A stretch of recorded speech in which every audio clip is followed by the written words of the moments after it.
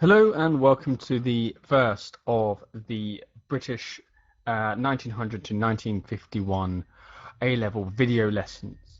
This will be looking at a core content of the course, looking at the economic side. The next one we're looking at political ideas. So we won't be covering historical events today, although I will be making reference to them. We'll be looking at the key economic concepts, ideas and key words which are essential for managing this course. This course is a history course but does include a lot of economic history. All throughout this course we look charting the rise, relative rise and tragic fall of the British economy, and so key phrases such as gold standard, productivity, investment, invisible exports all form part of the course, and very often we don't have time in the lesson themselves to flesh out the economic ideas. So this is designed so that you can listen to a description, pause it, digest it, and then move on, so that you have a good starting point for the lessons to save time in lessons, so we can cover the historical stuff then. So we are going to break it in to four major areas, somewhat arbitrary distinctions: general economic concepts, trade economic concepts, policy economic concepts, and political economic concepts. So before we get started on the keywords, at its heart, all economics comes back to the idea of supply and demand. Supply is how much stuff there is out there. Demand is how much people want it. And prices, etc., and so much else are controlled by supply and demand. So, general concept: inflation and deflation. Inflation broadly means, and this is a very simplistic definition, but price rises. Deflation is when prices go down. Conversely, you might talk of people describing inflation as money losing its value as price goes up. So if you could buy, when I was 10, a Friday bar for 10p, with the price rises, I think they're now 20, 25, so 10p is worth less now because you could buy one whole Friday bar, a number of years ago, but today you can only buy 2/5 of a Friday bar with that same money, so money's lost its value. You can look at it from that way, although it's not technically true, or you can look at it from the prices of things have gone up. Deflation obviously is opposite. The prices of things have gone down and the value of money has gone up, so you can buy more with your money. There is a period of significant deflation from about 1927 onwards to about for the whole course, but to 1937 broadly. Many people ask, why is this a bad thing? Well, obviously, if people money is just gaining value while it's left up in bank accounts, or not even that, it's just left behind a mattress. What that means is there's actually less money in the economy that people are spending. Why would I bother spending money if I can just save it? The problem if people lacking spending money is that if I don't go to that restaurant, don't go to that bar, don't go and buy that British car, that book, whatever, that restaurant, that pub, that car factory, that book factory, that author is now selling less stuff. If they're selling less stuff, they go out of business or they fire people, and that means there's fewer people with jobs, etc., etc., etc. So deflation isn't a great thing as well, and there are other weird things about deflation. We won't dwell on it too much. So that is inflation, deflation. The next phrase we'll be using is real wages. The problem with judging if people how people are doing by just looking at their wages is how much. So say if you get paid £100, how much that actually means and how much that actually is and what that actually represents may differ depending on the economic climate. So say if I am paid £100 in 1920 and I am paid £100 in 1930, my wages have stayed the same, but you can say there has been a decline in real wages if the value or how much I can buy with that money has gone down. So say if between 1920 and 1930, inflation meant that everything now costs, over that 10 years, 20% more. So if I wanted to buy a house, let's say broadly, it would cost £100. I have £100 in 1920, fine. But by 1930, a house is £120 because inflation is up by 20% over those 10 years. I have £100, the house worth £120, so I can now buy less for my money in 1930 than I could in 1920. Likewise, what happens a lot in Britain is real wages will go up, because wages go down. Now that doesn't make any sense. Wages go down, real wages go up. What essentially happens is, really broadly, the average worker is paid between 1920 and 1924, for example, very roughly 10% less. So if I got paid £100, I'll get paid £90. So you would say, well, obviously I'm losing money, except the prices of everything goes down faster. So the prices of everything from 1920 to 1924 have gone down by 20% roughly. What that means is, in 1920, I could buy, if a house was £100, I had £100. In 1924, I've lost 10%, so I'm down to £90. But a house has lost 20%, so £80. So I can buy a house plus I have an extra tenner. So what that means is my real wages have actually gone up. So real wages are based on how much stuff can you buy with the amount of money that you have. Next one, standard of living. This is the idea of how much, what is your quality of life? What is the availability of good food? What is your residential home situation? What is your amount of money you can spend on leisure time and luxury goods due to your pay and other factors? So if you are very wealthy, you can obviously afford good food, you can afford a nice accommodation which is healthy and in a nice area, you can afford lots of luxury goods and lots of leisure time, and therefore you have a high standing of living. If, however, you are poorer, you might live in a poorer quality area, eat worse quality food, have access to less healthcare because you have to pay for it at this point. You might basically have no time for leisure time and very little luxuries to buy. Therefore, your standard of living is lower. So if standard of living is rising for this period, what it means is, on average, as time goes on, people can usually afford more luxuries, afford more things which keep them healthier, such as good accommodation, good quality food, and healthcare. A lot of that's to do with, particularly in the poorer case, government intervention, them building new houses and charging them at council house rents are cheaper, or them the government providing minimal welfare for hospitals, which means that people can at least access hospitals a little bit easier.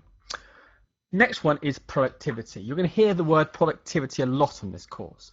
Productivity, really simplistically, is the idea of measuring almost how much does one person produce in a factory, one worker. So let's say how much of a car, what percentage of a car will someone produce in a day or a week or a month. Okay, this is about measuring how good and how cheap and how well made things are in a factory or in an industry. So let's use the example of coal mining. British coal mining is very bad. Only 17% of it around the turn of the war is cut out by machines. The rest of it is cut out by hand, which is actually very much slower, much harder, and less productive. Because the average person, let's just say, throw a random number out there, will cut a ton of coal in a shift, or a ton of coal in a week, should we say. So his productivity, like I said, he makes 1 ton of coal per week.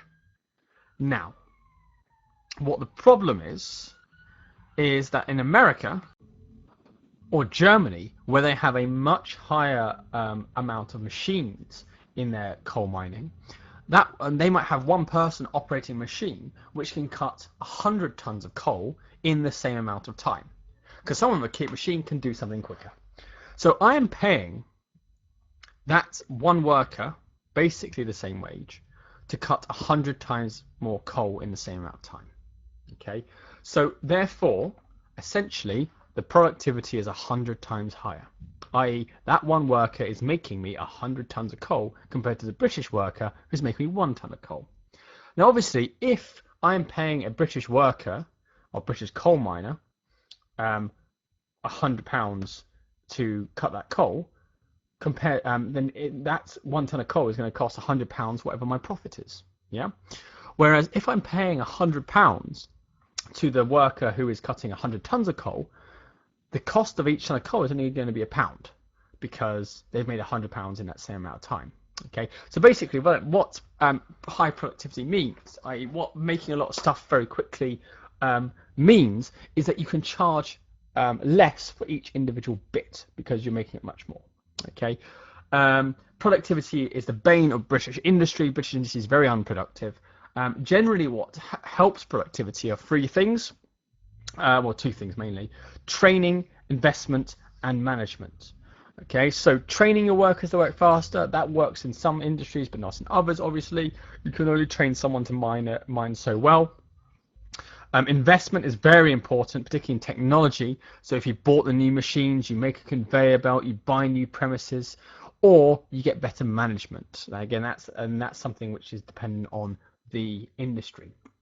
So productivity is about measuring how much does an individual person make. Efficiency is very, very similar, which looks at the idea of how, in terms of costs, how much do you make? So if I spend this much employing 100 people, how much can I make from that? Okay, and that's got to do with all the productivity stuff. Do you have machines which make stuff quicker? But also it's got stuff about waste. Do I make sure I use all the materials that I buy? If I buy £1,000 worth of steel, but I waste half of it, I'm basically only using £500 worth of it. Whereas if I use all of it, I only have to buy £500 of it. Use all of it to build the ship, and therefore I haven't wasted the other £500 on steel that's going to get wasted on one side, stolen or lost. So at the core of this idea of productivity and efficiency is investment. Investment essentially means putting money into an industry. Now, you can invest in lots of different ways. You can invest by training your workforce or its management. You can invest by building a new factory or a new works or an extension to a factory. But the most profitable and most effective way to improve investment is simply by getting more technology and more machines. If, for example, I want to invest in the coal mines, I could dig a second mine, spend that money investing in there, but ultimately I'm just going to dig, if I have a whole another mine, I'm going to dig twice as much, but the cost's going to be the same because I've still got one guy with his pick doing 1 ton in a week. If I employ more people, fine, I'll get more coal out there, but it will still cost the same because it's the same one man, one pick, 1 ton in 1 week. Whereas if I invest in machines, I can basically get that cost back eventually by selling lots more stuff. Because if I buy a machine for a guy, yeah, it might cost me a couple of million to invest in all these machines, but I'm making 100 times more coal, which I can sell. Even if I make it a bit cheaper than I used to sell it more, I can still sell. Incentive is the idea that people need reasons to work. People won't work naturally. However, if people know that they are going to keep lots of their money and then they can use that money how they want, they are more likely to work hard. So incentive in this case, you can argue, is a lot about tax. If you have a high tax where people get taxed 90% of what they earn, then what's the point of working if 90% of it is going to go away? However, taxes in this period are very low because they argue nothing incentivizes businessmen to run a business, nothing incentivizes people to work hard than knowing that they're going to keep all the money that they've worked hard for, and therefore they're going to work as hard as possible. Okay, so tax rates are kept very low because they say, well, we want to make sure people work, and if we tax them too much, they'll go, well, what's the point? I'm not going to work that hard, or I'm not going to take a risk and make a new business. I'll just do that. The last one is competition.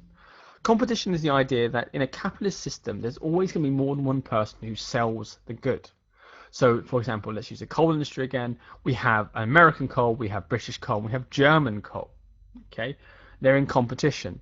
Now, American and German coal is made with machines, so it's much, much quicker. Okay, Polish coal, you could argue, is made by hand, but because labour costs, i.e. how much you pay your workers, are much lower in Poland, their coal is also much cheaper because although there's still one guy with a pickaxe making 1 ton per week, because you pay him a quarter of the amount, it costs less overall for the coal owner to sell it all. Okay, so competition is the idea that different countries, and within countries, different factories, different coal mines, different industries compete with each other in order to try and sell their goods. If you are a good industry, people will buy it from you. If you are a good factory, a good coal mine, a productive coal mine with lots of productivity, you can sell stuff cheaper. Okay, and therefore you stay in business. However, if you are a British coal mine which isn't very productive, so they make things very slowly and with lots of costs, then obviously British coal is going to cost more. Okay, I can if I need to charge the if I only get 1 ton for 1 week's of work for one miner, I have to charge more to be profitable than if I get 100 tons from one miner's work in America. And what that means is, therefore, British coal is more expensive, and therefore people don't buy British coal because it's been outcompeted and the competition is too fierce. So, the next core idea we're looking for is trade. Import is what you have in, export is what you sell, okay, as a nation. So, things that Britain imports, takes in, things Britain sells to the world, it exports. We're going to talk about balance of trade in a bit, but that's very intrinsically related to that. So next term is relative economic decline. Now, an economic decline is where a country gets poorer. Okay, a relative economic decline is not when a country gets poorer. Full stop. So Britain is always slowly increasing its economy, is getting slightly richer and richer. However, compared to other countries, particularly Germany and America, Britain is always slipping behind.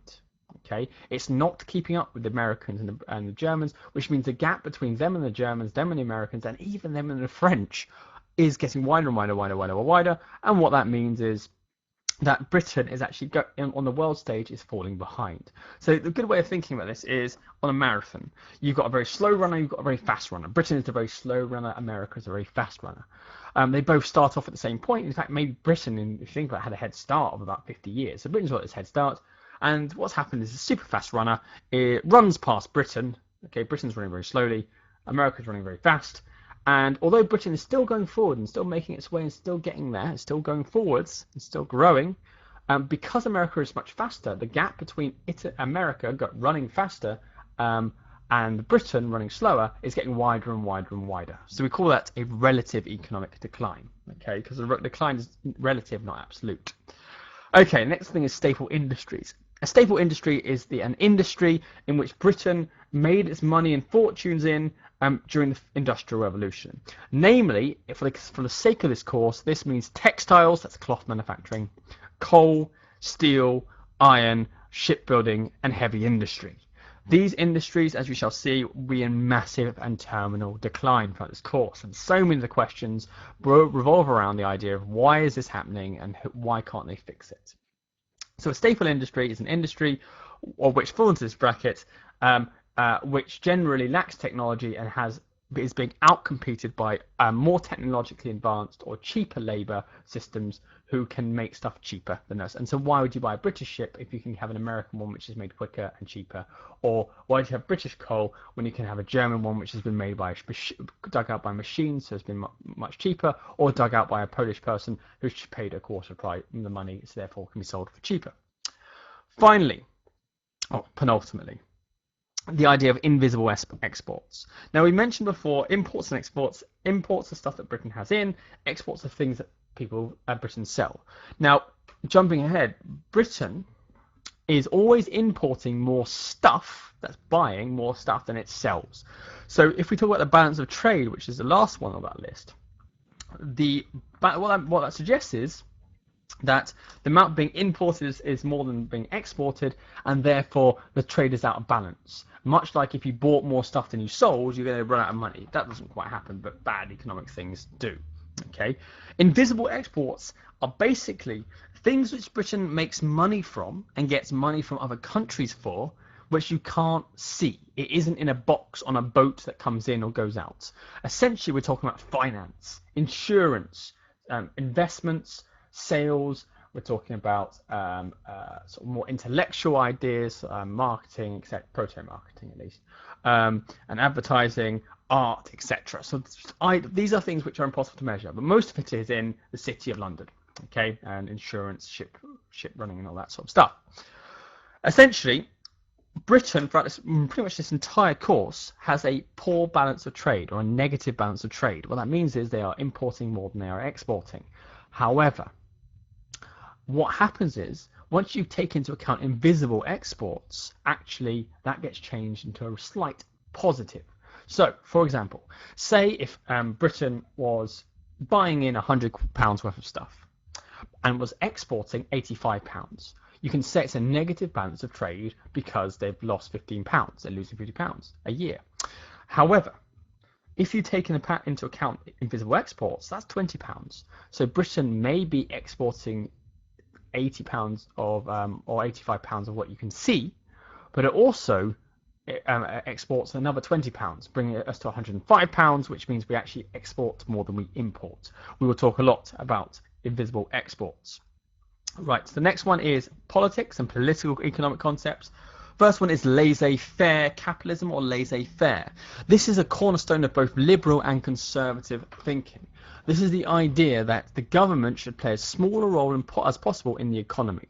This comes from a guy called Adam Smith's idea of the hidden hand of capitalism, where essentially capitalism and the market is the best way to organize itself, best way to allocate resources. And all the government does is damages and harms the efficient allocation of who should be paid how much, what people should do, what should be made and what should not be made, and what its price is, because they are more concerned in political action, and also they are usually not very bright or not very good at managing the economy. So laissez-faire capitalism is the idea that there should be a minimum amount of government interference and government role in the economy. That doesn't just include regulation, the idea like telling businesses what to do, but also includes tax and things like that. So laissez-faire capitalism is very much in vogue and very much the idea in the 19th century. As we shall see in the 20th century, it starts to come under attack. Nationalisation, however, is a socialist idea. This is the idea that industries should be taken over and run by the government rather than for profit. Different people say nationalisation of all things. Some people say nationalisation only of infrastructure. That's stuff like railways, electricity, etc. The logic behind nationalisation is essentially, if you have a coal mine and it's owned by the government does not need to make a profit. So because they don't need to make a profit, they can spend that money, which will help in a way that will help society more. Rather than paid for a mine owner's third house, you can use that money to pay the miners more. You can use that money to buy new machines to make sure that British coal mining is effective. You can use that money to make the coal cheaper so that poor people can afford it and therefore have a better quality of life. Essentially, it sees profit as a waste of money which could be spent better.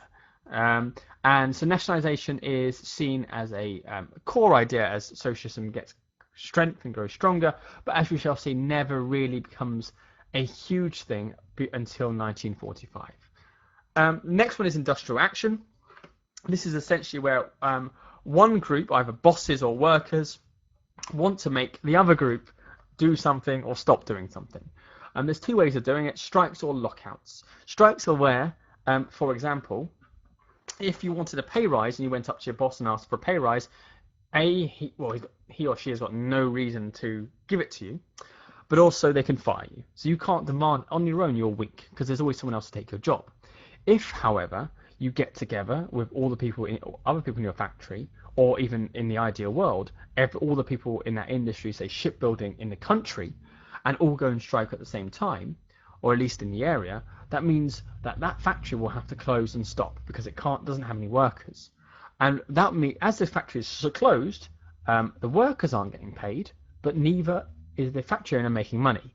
And the idea is that the workers, so long as they are better organised and they have a bit of strike fund, they can survive this longer than the employers, and the employers therefore and the factory owners will give in and say, okay, we'll give you a pay rise. Okay, strikes only work if the workers are more organised than the employers. If the people who own the factories are organised, for example, they have got lots of spare cash to keep going, they have a reserve of resources, or they've hired something called blackleg labour. Blackleg labour are people who come in when the normal workers are on strike, then they can basically keep operating, and then all what's happening is the workers who are on strike are losing money and eventually they give in. Lockouts are the same thing, but in reverse, where business owners say you are going to accept X, more wages, higher hours, lower wages, and until you do, we're not going to let you to work. And the idea is that workers will basically have to come to work eventually because they're running out of money. The general strike is the idea that in order to pressure the government to resolve a dispute, You don't just strike in an industry that's affected by something, you make everyone strike. So what does that mean? Essentially, if there's a dispute between the coal miners and the coal mine operators, the coal mine owners, and there will be, that is a dispute between those two. However, if you want to pressure the coal miners into actually fixing it and actually doing something, you need to get the government involved to pressure them. How do you persuade the government to get involved and tell the mine operators just give in? You do it for a general strike.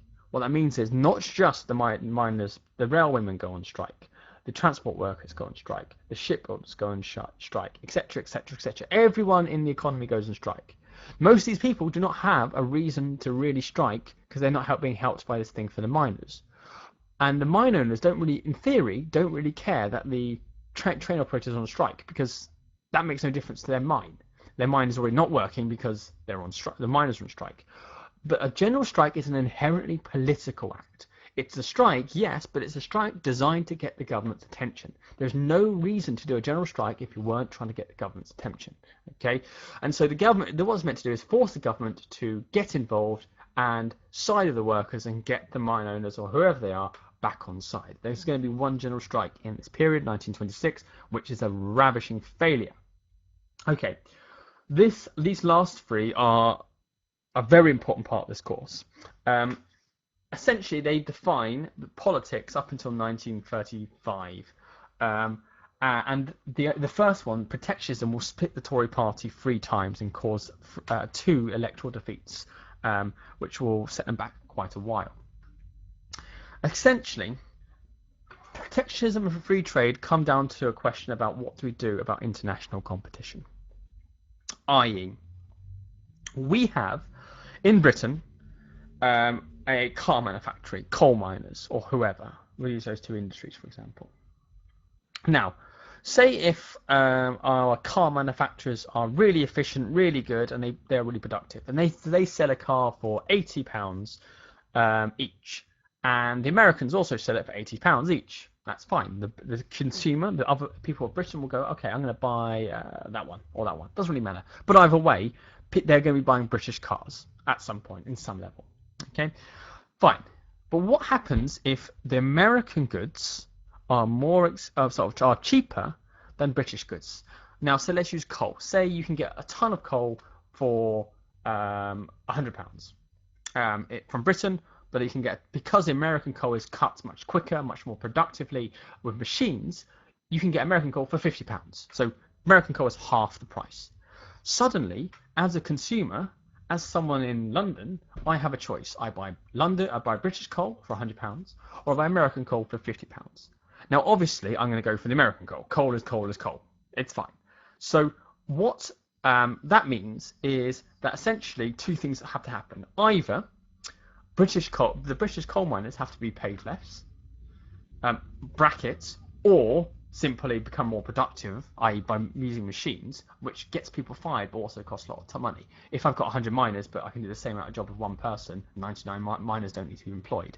But either way, essentially, they need to make their goods cheaper. They need to go down and make their goods £50, which will require either firing people or and having a machine, or massively reducing how much you pay those people. So that's option 1.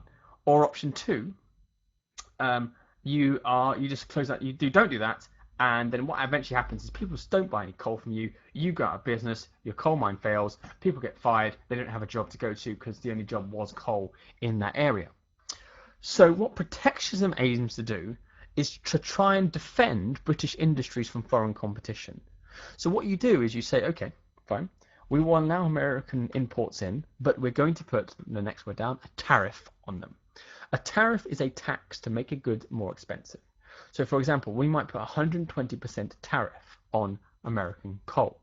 What that means is they come over with their $50 or £50 even, and they're coming against our £100 tariff, £100 coal, and everyone wants to buy the American one. But then as soon as you put 120% tax on it, that now suddenly costs quite a lot more. Okay, $50, 100%, 20%. So we're talking about what, for £110 for that ton of coal compared to the British £100. So suddenly I've got a new choice I've got a choice between American coal, which is £110, and I've got a choice of British coal, which is £100. Obviously, now I'm going to go for a British coal. So this is a good thing for the miners in Britain because suddenly they are selling more coal, and they are therefore staying in a job. The miner businesses are staying there, and people are employed. Fantastic. However, the people who suffer from this are the people in London buying the coal. Because before I used to pay only £50 for coal, so I had heating for £50, and now I have to double the amount I spend on heating, which means I have less money to spend on food or rent or something. So protectionism leads to domestic, that's home, industries being able to sell more at home, but at the same time, price rises for consumers. That's people who buy stuff. Now, free trade is the opposite idea. Free trade is that protectionism is bad and there should be no tariffs. This is a cornerstone of liberal ideas. We'll have covered it in a lesson why, but essentially it comes down to the idea of food and free food. Now, the only important thing to realise is at this point, because of the battles about free trade and about free food in particular in the 19th century, most poor people, even those who potentially would be helped by protectionism, support free trade because they see protectionism as something only to help the very rich people who would benefit, the mine operators, the landowners, the factory managers who own the factories and who own the stuff, who can sell more and stay in business, and actually makes the stuff you need to survive, food, luxuries, coal, etc., more expensive. So it makes life harder for the poor. The only thing to know, other thing to know about protectionism is Britain is weird in this early period because it's the only country of any means who really matter who doesn't use protectionism. Everyone else, like the Americans, for example, if we try and sell our stuff to them, they put a tariff on it. But when they sell their stuff to us, we don't. For most of this, and so many conservatives who particularly enjoy protectionism, free trade is a very liberal issue, many conservatives who enjoy protectionism point out that unfairness, and they often describe it as just trying to equalize. Okay, so the last area of concepts, which is policy. Interest rates are the amount of money I demand, the percentage of money I demand back if I lend you some money. So if I lend you £100, obviously you've got to give me my £100 back, as a matter of course.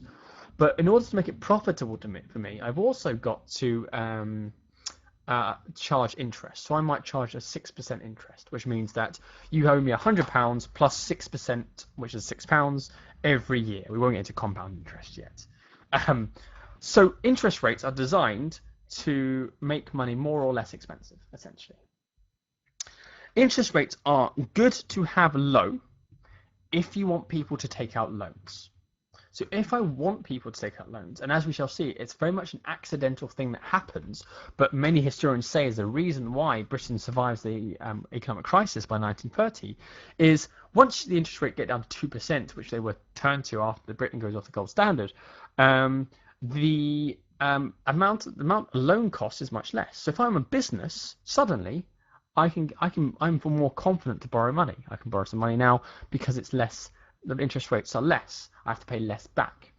If I borrow money as a business, I can make a new business. I can make new machineries. I can buy new machinery. I can train my new workforce, which will then mean that my industry is more productive. So if I borrow £1 million in my coal mining coal pit, but I use that money to buy a new machine to dig the coal, I can make a lot more money in the long term because I'm digging lots more coal and I can sell it cheaper and now I'm more competitive.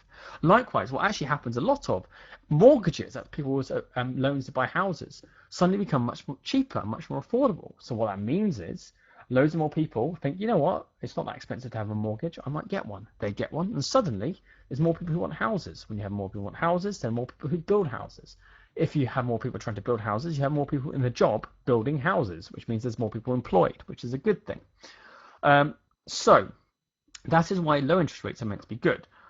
Low interest rates, though, however, are bad because it means that loads of people have loads of loans, and if the economy is dependent on loans, eventually people need to pay those back, and if people can't pay those loans back, then we have trouble, as has been seen by the Great Depression in Germany, but also elements of the 2008 crisis, and loans being called in which then didn't actually have any basis in fact in reality.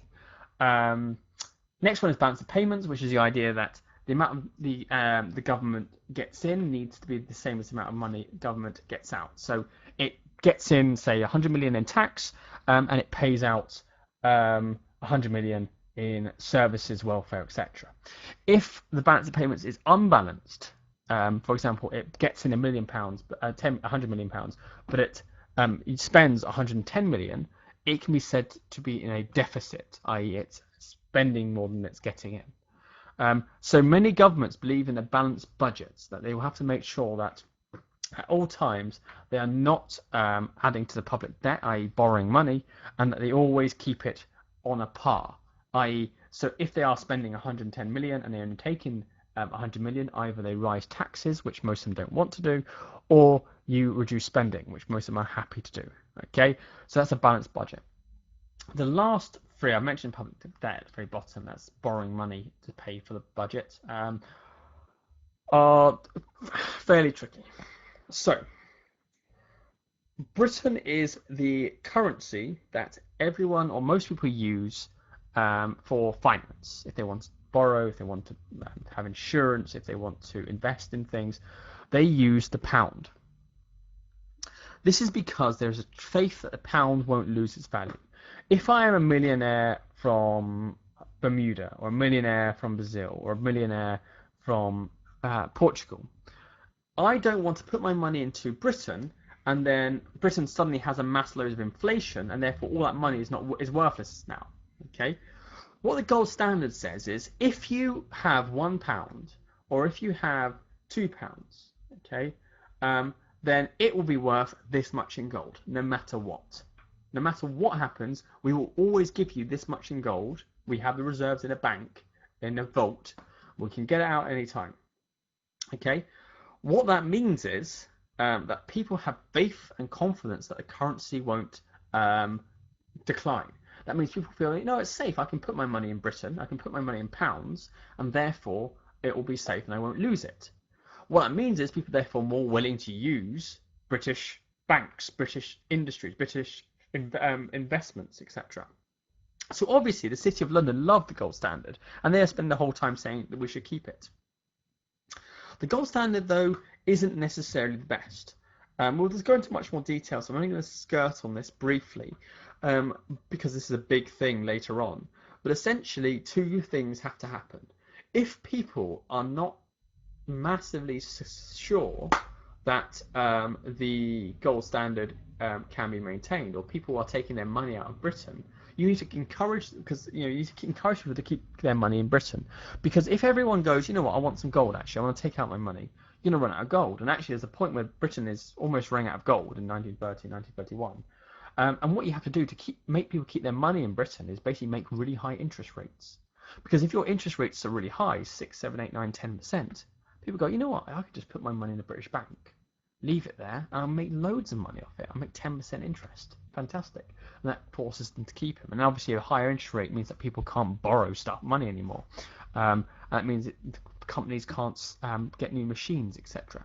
But as well as that, and more importantly, the biggest negative effect of the gold standard is that it means that the pound its value isn't based on what's natural, what will do to make the people buy British stuff. It's at some random arbitrary point. And what tends to happen from about 1924 onwards is, or 1925 onwards, apologies, is that the gold standard values the pound higher than it should be. What that means is the pound is worth significantly more than actually if it was just left to be where it should be naturally, it should be. Why is that a problem? Well, if I am buying stuff from Britain and the pound is really expensive, it's really high valued, I'm going to get less for my money. You've all seen exchange rates, billboards. If with my 100 marks, I only get roughly 25 pounds. Okay, so I'm a German person. With 100 marks, I only get 25 pounds, which means that I can't actually buy that much. Okay, so a British car, I would have to spend at 100 pounds. I'd have to spend 400 marks on, which is a crazy amount of money considering that like a German car is 300 marks. So that's why would I do that? I wouldn't. If, however, the British exchange rate was different, and actually with 100 marks, rather than getting your 20 odd or however much it was, you got 40, then suddenly I'm more likely to buy stuff in Britain because I get more value for money. Okay, so what that means is that if the value of the currency is high, while buying stuff is very cheap, selling stuff to people is very expensive. Okay, but like vice versa, if your currency is valued very low, for example, there's a lot of stuff about the Chinese artificially depressing their currency at the moment. At the moment of speaking this in 2016, the buying stuff in is not bad. It's very expensive, but selling it is very cheap. Okay, so think about what's happened. Well, as I speak relatively recently, as time goes on, I'm sure less so. The value of the pound as a result of the Brexit campaign has gone down to about 10%. What that means is if I want to go to Paris, or I want to go to France, or I want to go to Germany, if I want to buy a euro, everything is now 10% more expensive, which is bad, right? I'm not going to. I have to spend less money in Paris because I don't have. Everything is 10% more expensive. But what it does mean, if I'm a British business, everything is, and I want to sell this to people, everything that we sell to them is 10% cheaper. Okay, if you can't get your head around this, this is the trickiest economic idea we discuss. We'll be talking about it in much more detail with the age of pictures later on, but just for now, bear in mind it exists. And the last two are cyclical and structural unemployment. This is the argument there are two types of unemployment. Unemployment is when people don't have a job. Cyclical, it means that people the economy follows a cycle. Now we won't go into the theory why, but most people agree that capitalism goes from boom to bust. There's a boom where everyone makes money and there's lots of good stuff, and then there's a bust when all the businesses start running out of money and start folding, and only the strong ones survive. And they argue that this isn't necessarily bad; it's survival of the fittest. Actually, it's fine. Cyclical unemployment, though, is in one of those bust periods where a lot of the businesses struggle for whatever reason. They fire people. So, for example, when times are good, loads of people want to buy ships. Perfect. However, when there's a world depression, what happens is people stop wanting to buy ships because they don't have a lot of money because they're worried about what's happening to the economy. What that means is the people who make ships are now going to be fired because there's no ships to make. These people, though, the government believes, are not a massive worry because once the world economy picks up, people are going to buy ships again and they're going to have a job again. So this is the idea that people are unemployed, but not because there's not a job for them forever, only at that point because of the world depression, and things will get better and they'll have a job again. So that's cyclical unemployment. It goes in a cycle. Structural unemployment, however, is the idea that there are people unemployed who are not unemployed because of an economic depression. They're unemployed because there's something systematically wrong in the economy. There's something particularly wrong in like British competitiveness or whatever it is, which means that these people cannot find a job, no matter what. Even when times are good, there is not a job.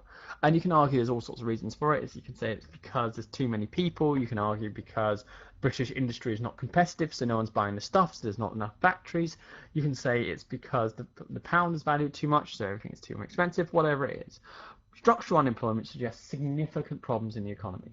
And what we'll see is those areas of the staple industries who are being massively outcompeted, all what happens is in the coalfields of South Wales, the shipyards of the Clydeside in Glasgow, the textile mills of Lancashire, those factories start to close down as they're outcompeted by German coal, ships from America, and textiles from India, and there's nothing to replace them. And so these people who used to have a job in coal mines, in shipbuilding yards, and in textile factories now don't have any jobs to go to because all there was in the area were those factories, and therefore they are unemployed for pretty much ever. That is structural unemployment, and that is seen as far worse because, according to everyone's economic models, everyone should have a job. That's not the thing. Obviously, there's always going to be a 2 to 3% unemployment for various reasons, but generally, structural unemployment suggests that there's a waste of resources, a waste of potential as these people could be working and making money for the company that's not, but something is stopping them. Okay, that was a lot to go through. Hopefully that's been a good introduction. Like I say, for the more tricky one of these, for example, the gold standard and structural unemployment and a couple of others, we'll be going over these in class. But the rest of them we expect you to have gathered at least enough understanding so that you can understand and follow what's being discussed in the lesson. Thank you very much for listening, and I will see you in due course for lesson 2, which is the same thing, core concepts, except for political concepts. And I assure you it's much, much quicker.